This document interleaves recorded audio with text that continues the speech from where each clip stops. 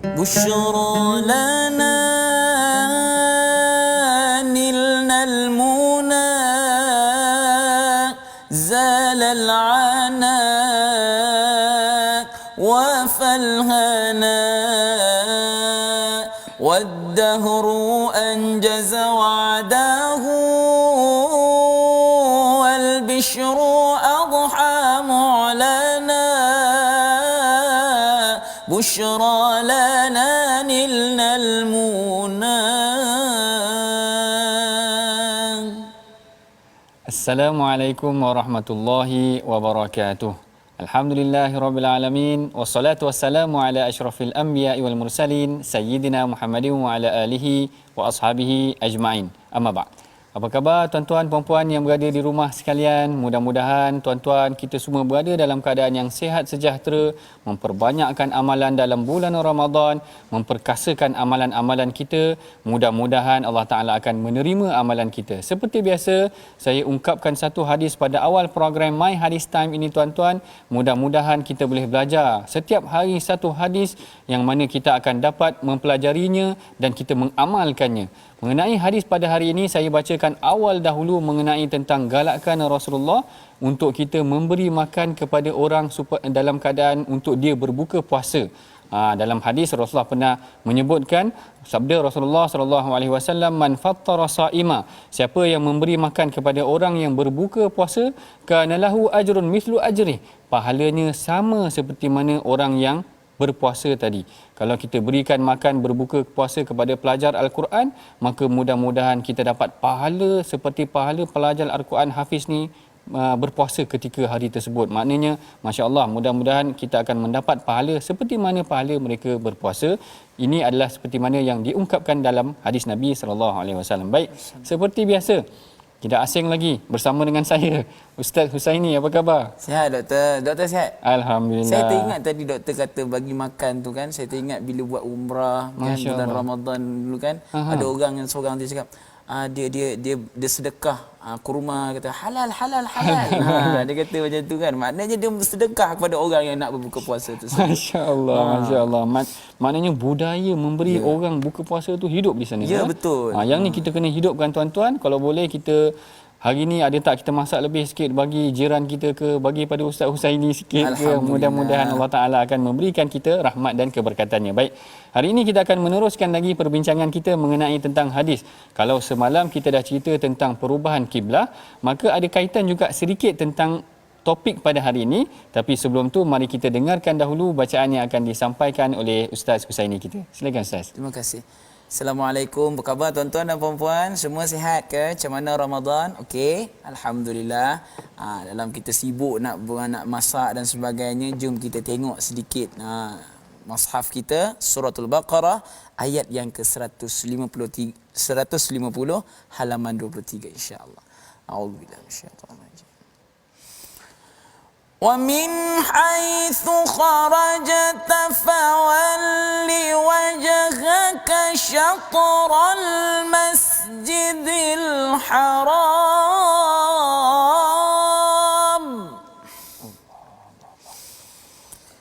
وَحَيْثُ مَا كُنْتُمْ فَوَلُّوا وُجُوهَكُمْ شَطْرَهُ لِئَلَّا يَكُونَ لِلنَّاسِ عَلَيْكُمْ حُجَّةٌ لِئَلَّا يَكُونَ لِلنَّاسِ عَلَيْكُمْ حُجَّةٌ إِلَّا الَّذِينَ ظَلَمُوا مِنْهُمْ فَلَا تَخْشَوْهُمْ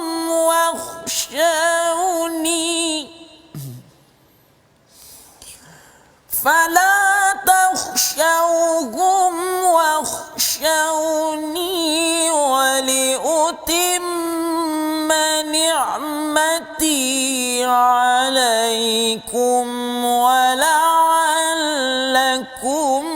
تَهْتَدُونَ.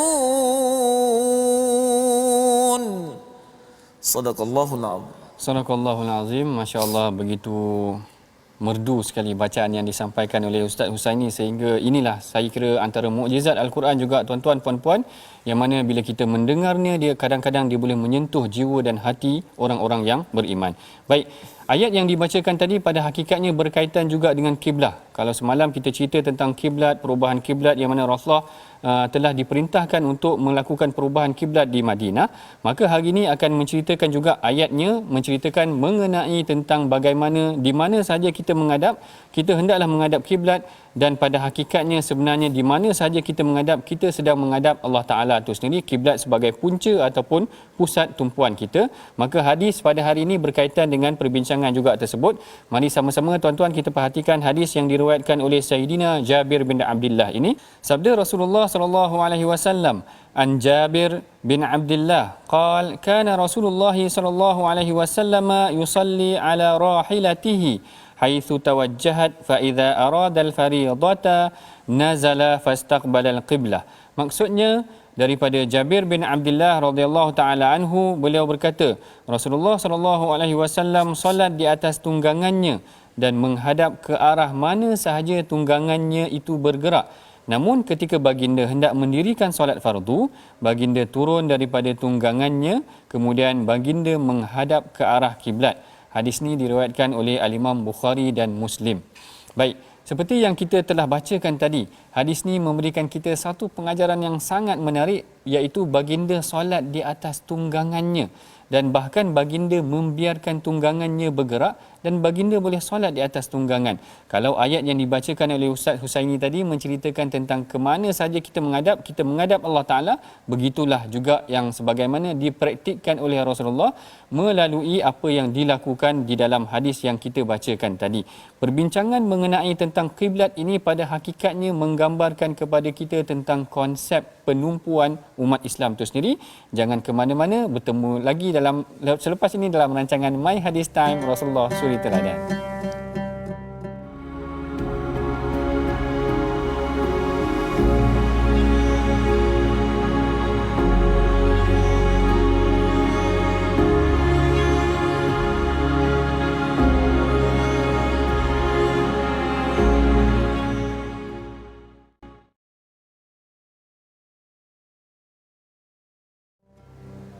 Alhamdulillah, kita bertemu sekali lagi.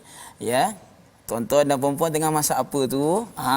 Tak kiralah apa-apa tuan-tuan dan puan-puan yang tengah masak tu, yang penting bila berbuka nanti kita makan dengan 3 biji kurma paling kurang.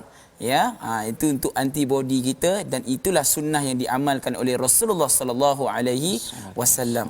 Sebentar tadi kita telah pun mendengar bacaan hadis yang telah dibacakan oleh Dr. Sanusi sebentar tadi, dan seterusnya kita nak kenal siapakah tokoh perawi yang meriwayatkan hadis sebentar tadi.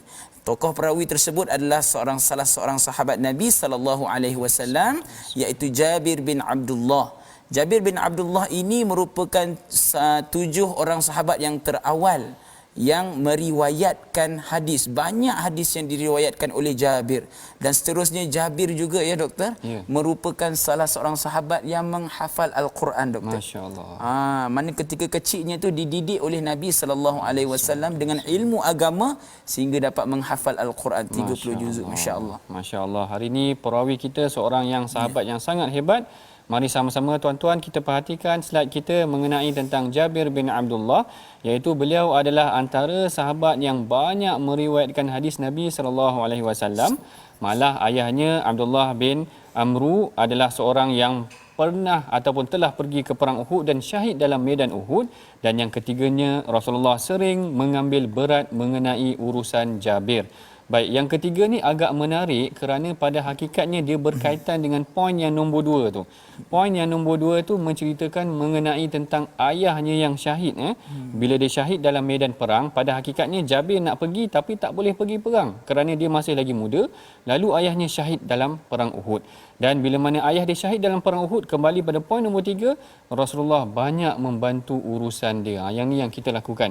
Kalau kawan-kawan kita berada dalam keadaan yang kesukaran, ayah dia meninggal, dia memerlukan bantuan, maka kita kena contohi Rasulullah. Inilah yang Rasulullah lakukan. Bila mana Jabir ayah dia meninggal, Rasulullah yang mengambil alih. Banyak sebenarnya kalau kita boleh kongsikan nanti hadis-hadis bagaimana Rasulullah membantu Jabir.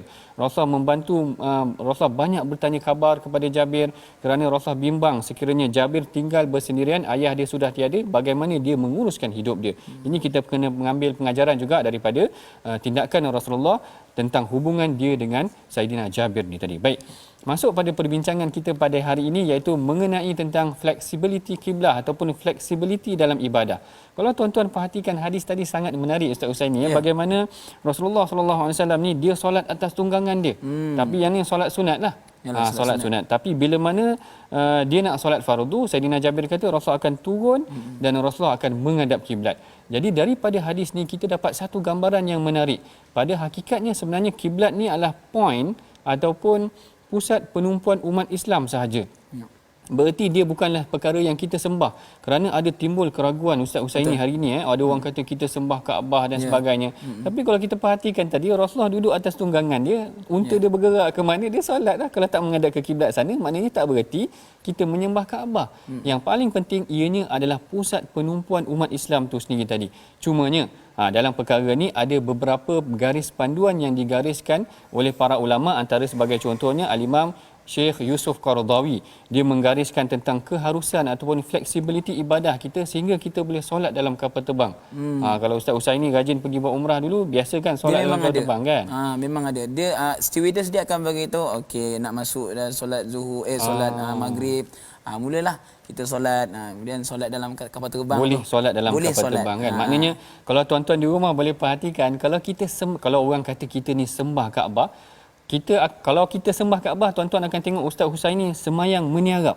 Sebab Kaabah kat bawah, katakan macam tu. Kaabah kat bawah. Sepatutnya kita kena semayang meniarap, tapi orang Islam tak sembah Kaabah. Orang Islam ni menjadikan Kaabah tu sebagai tumpuan. Hadis ni sangat menarik. Yang pertama, apa garis panduan mengenai fleksibiliti dalam ibadah ni? Syekh Yusuf Qaradawi kata, lakukan ibadah mesti adalah berlandaskan syariat.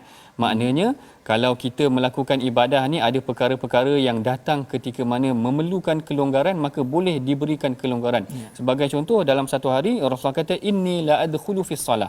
Aku sedang mendirikan solat, wa ana uridu italataha. Aku nak panjangkan solat aku. Rasulullah kata, fa idza fa sami'tu buka as-sabi.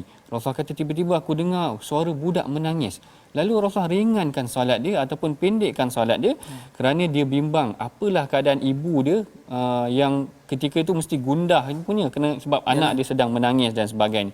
Ini yang pertama, maknanya ibadah mesti ikut syariat, tetapi ada kelonggaran yang diberikan dalam beberapa keadaan yang tertentu, maka dibolehkan dalam syariat itu sendiri.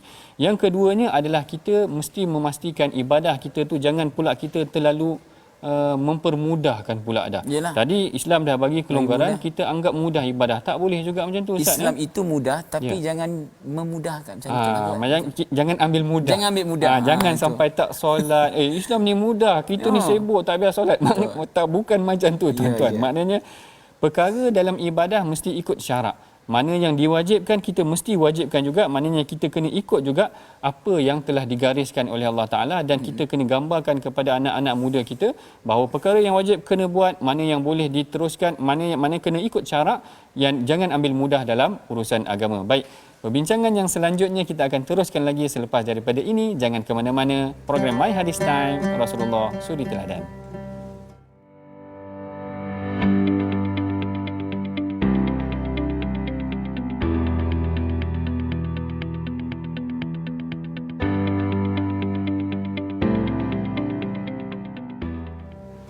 Bertemu kita lagi dalam pengajian mengenai hadis kiblat kita pada hari ini, yang mana perbincangan kita mengenai tentang fleksibiliti dalam urusan ibadah umat Islam, bagaimana Rasulullah sallallahu alaihi wasallam pernah salat di atas tunggangannya dan tunggangannya itu bergerak ke mana sahaja Rasulullah masih meneruskan solat.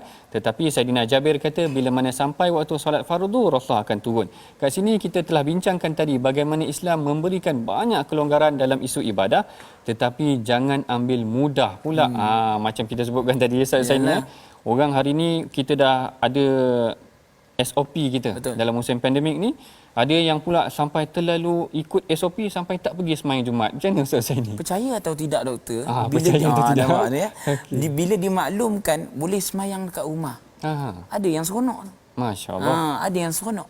Ya, kan seronok berapa? Ya, sebab kata kalau bila kata sembahyang Jumaat kena sembahyang di rumah.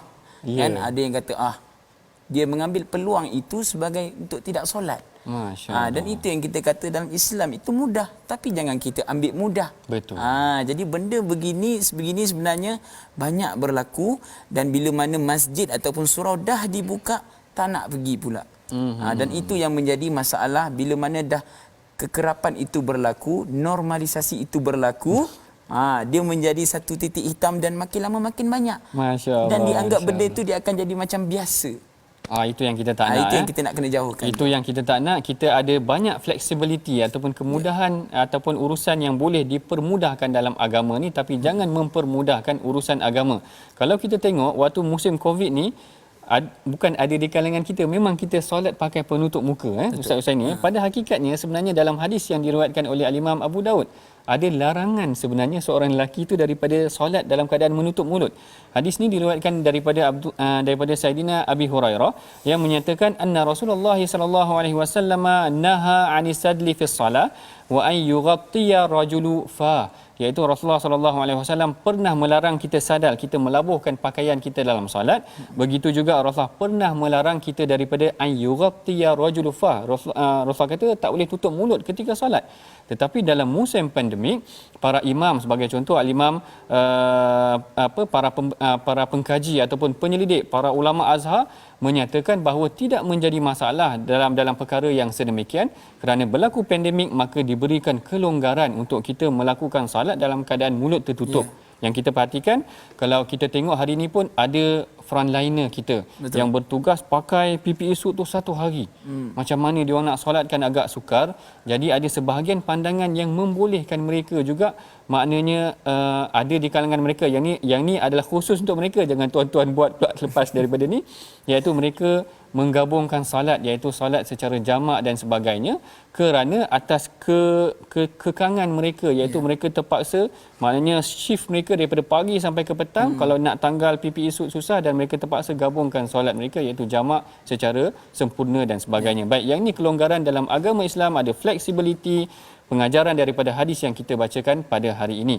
Baik, kita telah pun hampir sampai kepada penghujung rancangan. Mari sama-sama tuan-tuan kita perhatikan pengajaran dan resolusi yang boleh kita pelajari daripada hadis ini. Yang pertama, Islam memberikan kelonggaran dalam situasi yang tertentu seperti solat di atas kenderaan.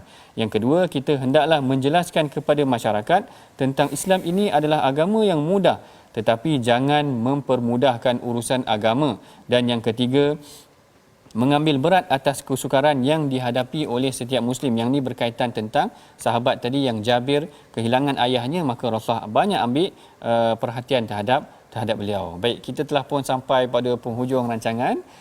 Seperti biasa, saya menyuruh kepada tuan-tuan, marilah kita sama-sama menyumbang kepada tabung gerakan Al-Quran, tabung yang akan memperkasa program-program pengajian Al-Quran dan hadis. Mudah-mudahan sumbangan tuan-tuan, puan-puan diberkati oleh Allah. Baik, mudah-mudahan bagi memberkati pengajian kita pada hari ini, kita dah banyak baca hadis, kita dah baca ayat Al-Quran, kita berdoa kepada Allah Ta'ala, mudah-mudahan Allah Ta'ala memberkati usaha kita, merahmati pengajian kita. Saya mempersilakan Ustaz Husaini untuk memimpin bacaan doa. Terima kasih doktor. InsyaAllah tuan-tuan dan puan-puan, ayuh kita sama-sama mengangkat tangan, berdoa kepada Allah Subhanahu Wa Ta'ala supaya Allah menjentik hati kita ini untuk kita menerus melakukan amal ibadat, khususnya dalam bulan Ramadan ini, dan seterusnya kita dapat berjumpa dengan malam Lailatul Qadar insya-Allah. Insya-Allah. A'udzu billahi minasy syaithanir rajim. Bismillahirrahmanirrahim. الحمد لله رب العالمين والصلاة والسلام على أشرف الأنبياء والمرسلين وعلى آله وصحبه أجمعين. Amin. Ya Allah, ya Tuhan kami memohon kepadamu ya Allah, jadikanlah kami hamba-Mu yang bersyukur kepadamu ya Allah. Kami tahu ya Allah, jika kami bersyukur Engkau akan tambahkan rezeki kami, dan jika kami tidak bersyukur ya Allah, Engkau akan datangkan bala dan azab yang pedih ya Allah. Ya Allah, ya Tuhan kami, jadikanlah Ramadan kali ini Ramadan yang terbaik buat kami ya Allah. Amin. Ramadan kali ini yang dapat menghubungkan hubungan silaturrahim di antara kami ini ya Allah. Amin. Seterusnya yang paling besar ya Allah, menghubungkan kami dengan pencipta kami, iaitu Engkau ya Allah. Ya Allah, ya Tuhan kami, berilah kami peluang untuk bertemu ya Allah dengan malam Lailatul Qadar ya Allah. Amin. Ya Allah, ya Tuhan kami, Engkau Tuhan Maha Pengampun lagi Maha Pengasih. ربنا آتنا في الدنيا حسنة وفي الآخرة حسنة وقنا عذاب النار وصلى الله على سيدنا محمد وعلى آله وصحبه وسلم والحمد لله رب العالمين. Amin.